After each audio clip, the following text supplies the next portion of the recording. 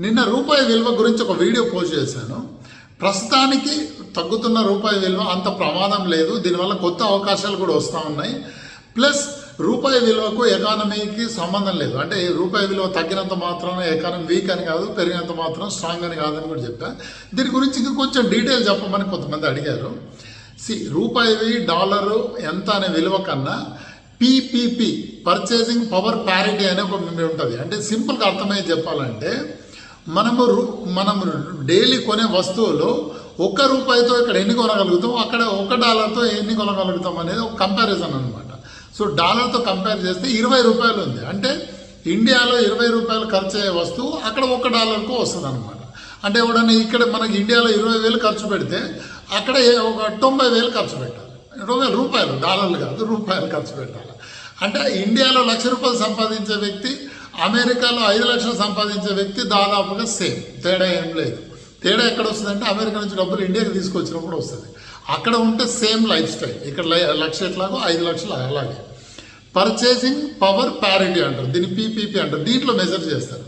ఇంకొక విషయం, కొత్త అవకాశాలు వస్తాయి.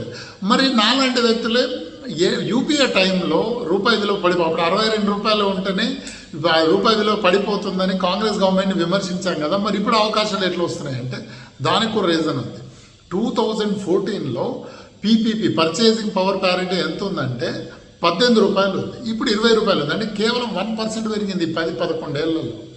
కానీ ఈరోజు ఇన్ఫ్లేషన్ లోయెస్ట్లో ఉంది. ₹20 కొనే వస్తువులు 2014లో ₹20 కొనే పరిస్థితి లేకుండే.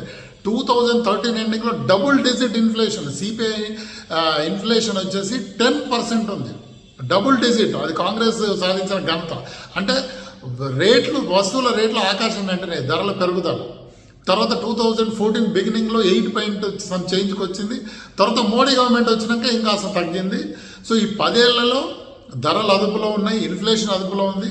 2 విదేశీ పెట్టుబడులు కూడా అప్పుడు ఎలా వస్తాయి? ప్రభుత్వమే విపరీతమైన కుంభకోణాల్లో మునిగిపోయింది.